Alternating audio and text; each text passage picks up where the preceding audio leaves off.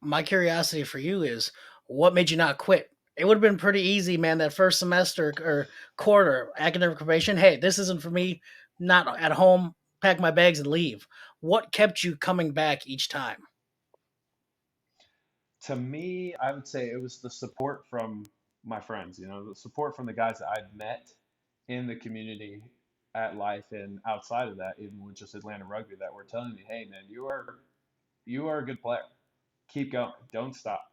You know, I never really had that attitude either, to be completely honest with you. I was taught when I was very young to, if you're going to start something, you finish it. And I really take that to heart. And so after that first quarter being on academic probation, I was like, all right, I have to turn this around. There's no there's no giving up. There's no packing my bags and going home, as you said. The only solution here is to get myself together and keep going forward.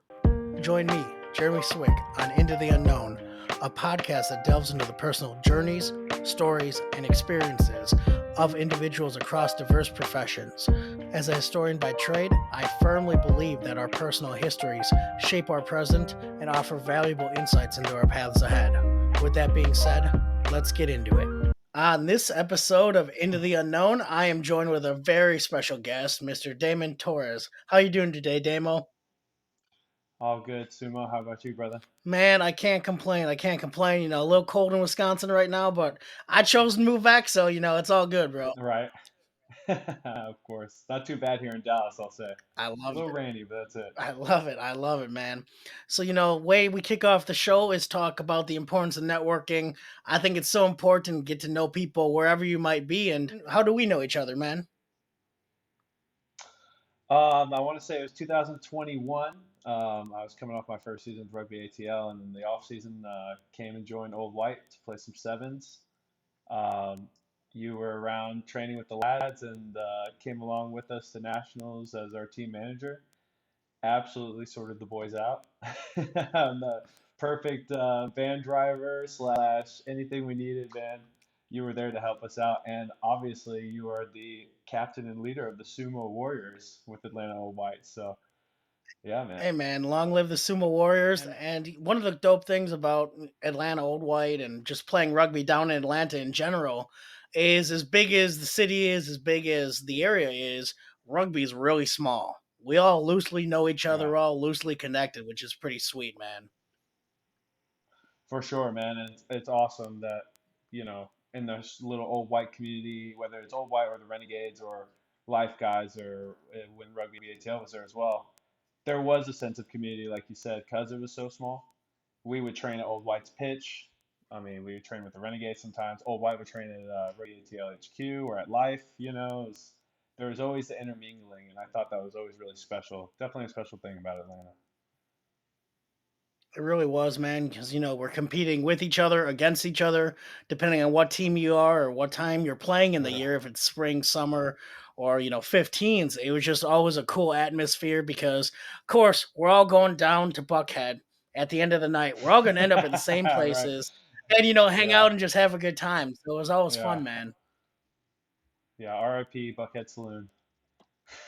Yes. And let's just jump right into it. What's your origin story? Who are you? Think comic book issue number one. Who's Damo?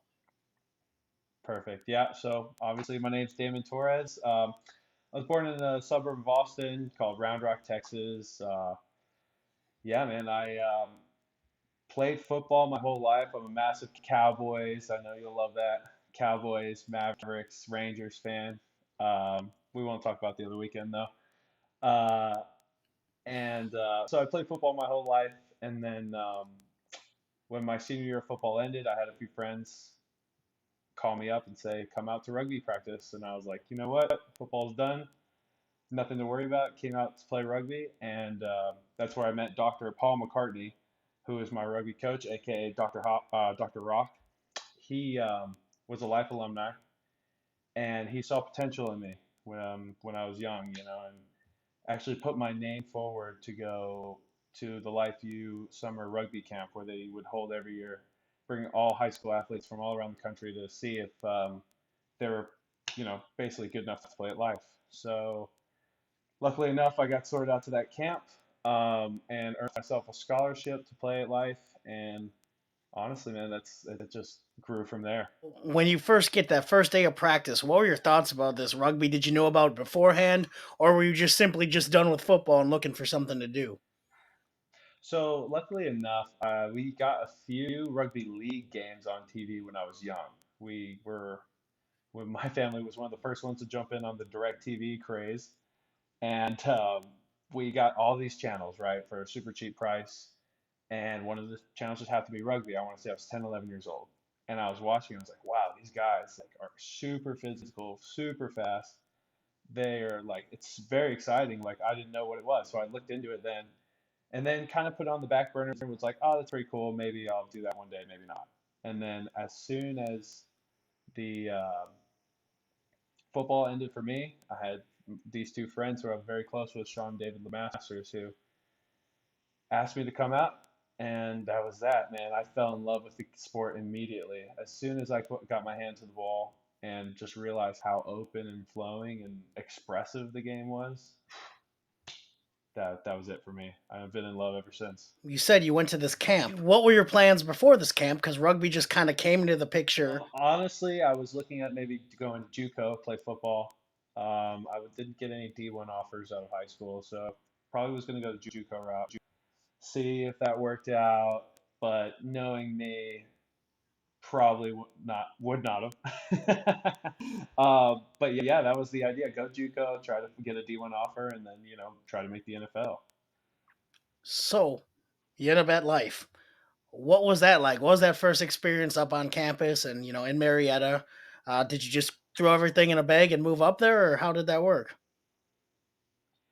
Practically, I was lucky enough. My dad and myself drove from Austin to Atlanta, which is about a 15-hour drive, and just chucked all my clothes into a bag and drove out there. I remember very vividly that all we had in the living room was a couch, and I put my dresser and a TV with my original Xbox connected to it, and I was playing Rugby '06 by myself in my dorm room, waiting for other guys to show up.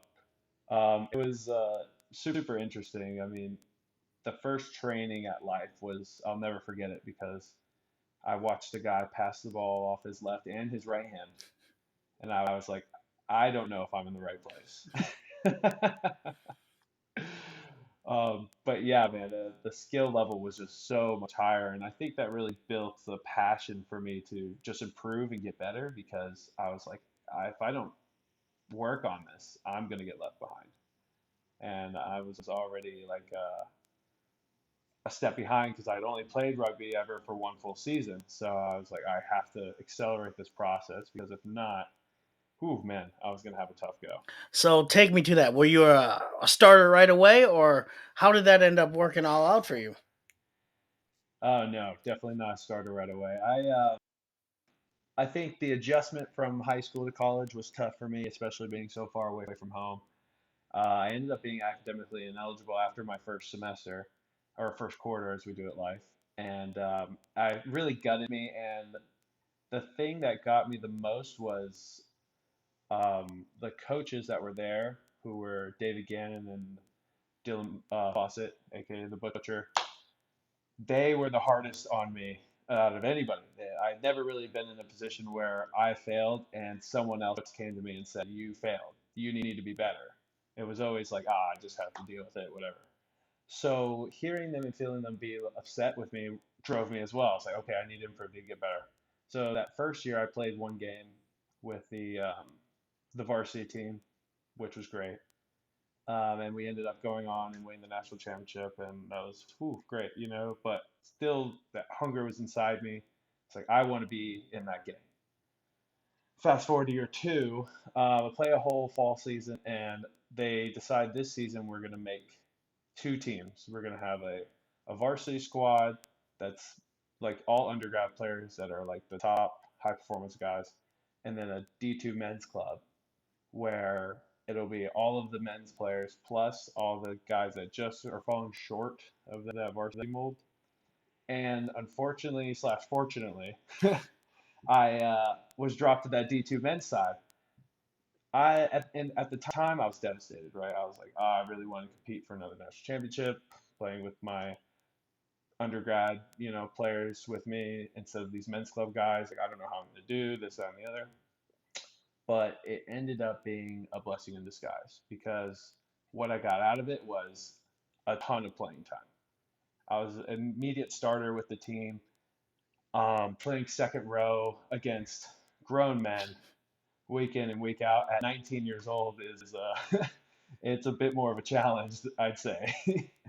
um, and it was actually huge for my development, and it helped me learn like a lot of small skills that you need going forward. And being better when you're playing better competition, you'll still need those minor details. It doesn't matter if you're playing D3 or MLR. If you're really good at those details, you're going to be doing great. So that was huge for me. And then we ended up going on and winning the D2 Men's Club National Championship that season, beating the St. Louis Bombers in the final at Infinity Park in Glendale, which was unreal experience. But yeah, I still remember just being in the van with all those guys, and I was like, wow, this is so great. I was 19, and these guys are ex-professional players, on the Yeah. team, and really high-performing collegiate players as well. And I was like, I'm sitting right amongst them. I can basically feel like I could take on the world. My junior year, play the whole season. Um, a week before playoffs are bound to happen, I break my foot, miss the whole playoffs, and I sit at home while I watch Life play University of California, which is the first time they played. And I want to say at that time 6 7 years, and we just beat them up so bad, 60-5. We beat them, and I was like, wow, yeah, so hyped. You always support your team, you love the boys, Yeah. but the heartbreak also of being like, I could have been there, I could have made a difference. Like, I don't know how this really feels for me. And that leads me to my final year, my fourth year, my senior year in life, where we were again expected to do everything. We lost a lot of senior guys to the MLR, but we were like, all right, we're gonna go again. We're gonna see how this. We were meant to win another championship, so we actually had a lot of trials and tribulations that season. Many games won by less than 5 points. Had a scare against Navy, won by 2 points. A scare against Lindenwood, won by 3. And then we get to the final against Cal again. I'm like, all right, this is my moment. Here we go. Like, this is our time. We end up going up early by quite a bit, and then they come storming back, and all the momentum's on their side. And I just remember the last kickoff of the game. We're up by 2 points, and we kicked them the ball, and we all just spoke to each other right before the kickoff. Like, we give them nothing. We don't give them anything. Our defense will be a flat line. And I think they ran maybe 4 phases, and then they try to throw a big pass out wide. Ball skips on the ground. One of our guys picks it up, dives into the touch. Game over. And that was the pinnacle, I'd say, of my life rugby career, was getting that national championship win with the varsity team that I so coveted to be on. I was, always on the cusp, but never there. Always a bridesmaid, never the bride.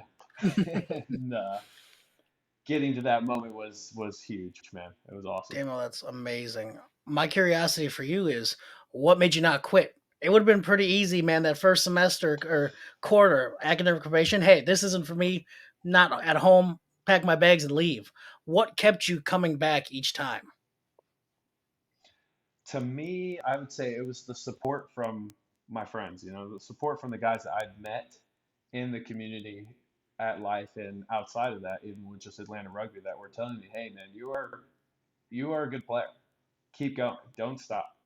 You know, um, I've never really had that attitude either, to be completely honest with you. I was taught when I was very young to, if you're going to start something, you finish it. And I really take that to heart. And so after that first quarter being on academic probation, I was like, all right, I have to turn this around. There's no there's no giving up. There's no packing my bags and going home, as you said. The only solution here is to get myself together, and keep going forward. I love that, Daemo. So you win the national championship. You're done. What's next for you? What was after that? So I had decided at this point to go into my fifth year at life. Um, I was taking just a few classes and really being able to play, collegiate rugby. And I was like, you know what? Here we go. One more go. One more bite at the apple, and we'll see what happens.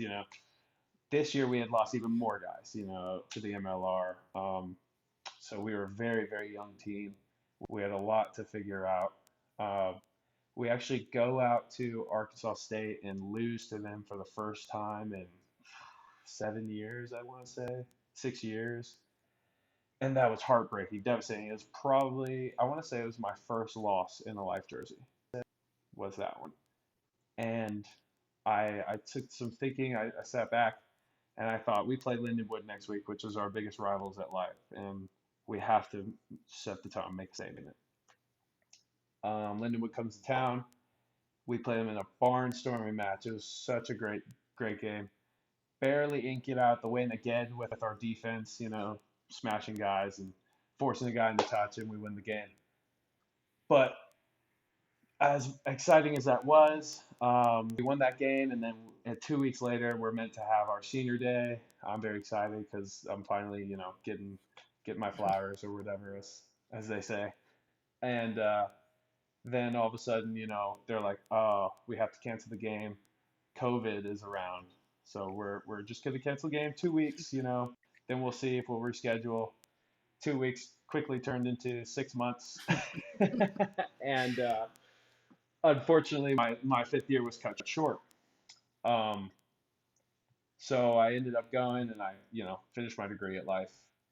And then the idea of the MLR draft comes along. And then I'm like, okay, here's my, next opportunity. Had the idea of you going into the MLR draft or any of that crossed your mind before that moment, or was it the fact that we couldn't play rugby for so long that made you really want to play more rugby? Um, I I wasn't sure. I think that the MLR draft came along and I thought to myself, I have a degree now. I could get a job, if I want, but, let me throw my name in the hat. And if something comes up, then great. We'll see what the deal is, and I could potentially pursue it. But if not, no big deal. Move on. I have my degree now, so I got the piece of paper I needed. you know.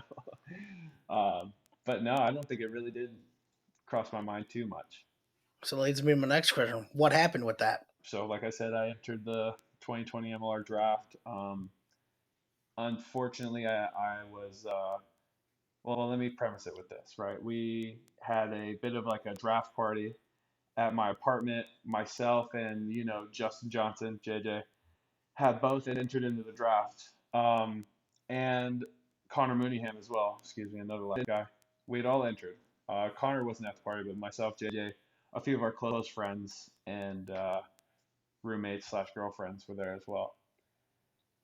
We watched the draft, and JJ's a first round pick, goes to the Free Jacks. We're all very excited for him, We're, yeah, JJ, good stuff, good stuff. But I was like, when are they going to call my name? As the night goes on, it becomes more and more apparent that it's not going to happen. And, I'm devastated. I was like, I know I say that I have the degree and I could do this and that, but you know how it is, man. You want to get on the field. Yeah, exactly. Yeah, you want to play. You want to play as much as you can for as long as you can. So after that, guys came up to me like, "Oh, I'm so sorry. That it didn't work out." I'm like, "It's, outwardly, I'm saying it's fine, no big deal. Inwardly, I'm losing it." That's all you can um, yeah, right. But then shortly after, I get a call. I want to say 10 minutes after the draft is finished. I get a call from Neat Hedeka, who was my coach at Life. Um, he, at this time, had taken a position with Rugby ATL as a player slash academy coach. So he gives me a call and he gives me the opportunity. He says, "Do you want to come and play for our academy and see if you can earn a spot with Rugby ATL and going into their inaugural season?" And I was like, "Of course, I I'm will not doing anything definitely right take now. that." Yeah, right. Yeah, yeah. Where do you need me? Can I start on Monday? But yeah, he gave me a call, and yeah, I ended up going and doing the academy stuff. So from the academy, man, where'd you go after that? Um, with the academy, it was a great experience. I think really stepping foot into like a high performance professional environment for the first time. Um, Meeting so many coaches and having the coaching from Scott Lawrence, who is the not the academy coach, but the academy coach, if you know what I mean. Um, he we play 4 games, I want to say, against New Orleans. We played ourselves. We played a couple other teams, I want to say, Houston's Academy and maybe one other. Life as well. Um, and after those 4 games, Scott brought me into his office and was just like, we want to make you an offer. We want to give you a associate player contract with Rugby ATL, which, as some may know, some may not, is just a hourly contract to play with the team. Basically a training contract. Bring you into the training camp and see how you go.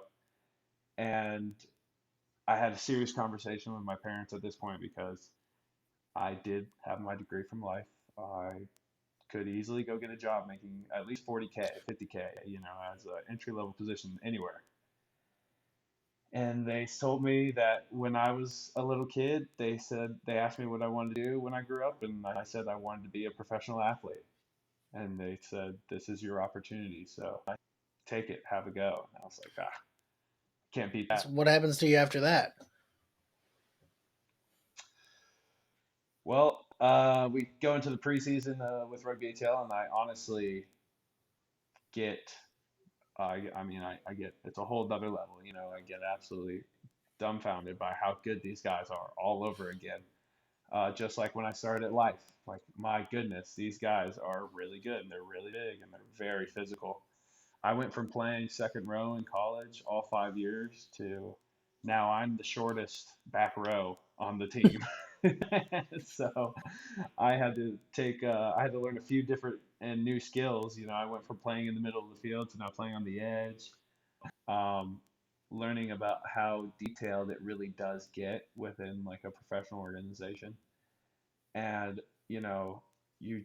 I think the biggest lesson I learned from my first year is you have to take every single opportunity because I was at Johnny McCracken's having a beer after a training session because I wasn't selected to play on the weekend. And I get a ring from Scott Lawrence and he says, "Hey, one of the guys is out with COVID. We need you to travel. Or is that something you want to do?" And I immediately said, "Yes, let me go." Sets down beer. Yeah. Yeah, exactly. Hey guys, I can't drink this anymore. Um, and yeah, so I made it up to Old Glory to play those guys. I think I played 4 minutes coming off the bench into the second row, of course, because where else? But that little showing, I think, showed him that how hungry I was because the very next week I got my first start. I started at 8 against San Diego and had, I want to say, was still to this day one of my better games in the MLR. And then started again the following week at Blindside, number 6, against New York. And again, I want to say one of my better games in the MLR as well. Um, but then the very next week, it all comes crashing down because I come off the bench for an injured Connor Cook and about 10 minutes, 15 minutes into the game. And then 10 minutes after I'm in the game, I make a chop tackle right on the side, on the try line and dislocate my shoulder. And that's me for the year. I attempted to come back at the very, very end of the season, 6 months later, but I think I played 10 minutes in 2 games. And they were like, let's heal up, get you ready for the next season. So you heal up. What happens after, after that? You've had some time, you again, it feels like the national championship all over again, I'm sure. It definitely did because that next year, again, like unfortunately, fortunately, we get some injuries in the team, and I'm thrust into a position of, being the guys. I played 12 games the very next season, just off a rehab shoulder, no surgery, um, and here we go. 10 starts, 12 games. I make MLR Team of the Week twice. I'm just grinding at all gears. I'm going, I'm going, I'm going. And then once again, like right at the tip of the iceberg, we have our first playoff game against New York. I get dropped completely from the roster. I'm like, again, here we are. Here we go again. um, but I'd say even after that, it just made me more hungry. I just was like, I don't want anyone to ever have a reason to pull me off again. You know, for them to think that I'm not prepared, even although I feel like I've shown and done everything I need to do to be in the position for them to be successful. If they're not seeing the same thing, then what do I need to change? Yeah, I think I took that into the following season, and I took on a new challenge. Once again, our team was struck with injuries, and our captain Matt Heaton wasn't going to be available for the first couple of games, and they needed someone to play open side. At this point, I had never played open side flanker at any level. So they kind of chucked me into that position, and to me, I saw it as just another opportunity to be on the field, get out there and keep on pushing my name, keep on pressing myself forward, and doing everything that was needed from the team that they needed from me, but also finding any and every way I can get onto the pitch. As some people may or may not know, following that season, what happened to Atlanta? The owner that had initially started the team, Marcus Callaway, passed away in 2021. Um, it was pretty devastating. He was a great guy, really huge in the Atlanta rugby community, and brought professional rugby to Atlanta. And for that, I am forever grateful because he not only touched my life, but he touched so many others. But we were bought then by a another ownership group who owns the Free Jacks and the Sabercats under the pretense of they're going to keep the team for 2 years. If they can't sell the team in 2 years, then they're just going to have to let it go. And their thought behind it was they want to sell it to somebody who's going to keep it in Atlanta. And which, great, happy for that. But the 2 years go by, nobody's fronting up the money to keep the team in Atlanta. New ownership group coming from LA comes. They want to buy the franchise and move it out to Los Angeles. So the team kind of, as a player group, we came together and kind of saw the writing on the wall and understood, hey, this is probably going to be the last time we're all in one space together. And so, we enjoyed each other, but now we're all over the I league. think on everyone's journey, there's a fork in the road. You could go east, you could go west. Can you give me a time through this crazy experience so far, or what's to come, that you made a decision not really knowing the outcome? For me, it was after this Atlanta thing was falling apart. I took another look at myself, just like I did when I finished college. I was like, what do I want to do? Do I want to continue to pursue this dream of playing professional rugby, or am I ready to move on and go into more of the professional world? I was given a contract offer from LA, and they had exclusive rights to sign me. Um, However, I didn't take the offer. I had nothing else on the table. So for me, it was I'm going to say no to this and see if there's interest. I'm jumping into it full throttle. I spoke with my agent. I was like, we're not taking this. If they're not willing to negotiate, that's fine. Whatever. I don't want to take it. Put my name out into the matrix and see what pops up, basically. um, but yeah, man, that was huge because I mean, this was I want to say 5 months ago, and I had no idea what my next move was going to be after that. So, title of the podcast: Into the Unknown. What is your version currently of the unknown? What did you just step into 5 months ago? For me, it was the unknowing of where am I going to do? I stayed on top of my training because I was like, at any moment I could get a phone call. Somebody wants me. So I stayed on top of my training regimen. But then I was also, applying to jobs, applying to entry level positions at all the companies around Atlanta, and I actually ended up started dating a girl out in Atlanta as well. And I was like, you know what, this doesn't seem so bad. I was playing house a little bit. I was like, oh, I could do this, and was really ready to kind of settle down and until the Jackals called my phone. Well, what made you decide to, give it another go, I should say? I think the opportunity for me to come back to my home state and represent a brand that I think is on the upward tick. Obviously being from Austin and playing out in Atlanta, my family could maybe come see me play once, maybe if they're lucky, twice a year. Uh, Here being in Dallas, it's a 2.5 hour drive. They could come see me every weekend if they wanted, and also all the relationships I've built out in Texas, coming back and forth within the Austin rugby community as well, and hoping that we can build this kind of support system within the Dallas Jackals, already solidified thing that they have, and just keep on building something. I'm super excited for the opportunity to build something from the ground up, and try to help these guys really push the boundary into the next level of what it is to be like a professional sports organization.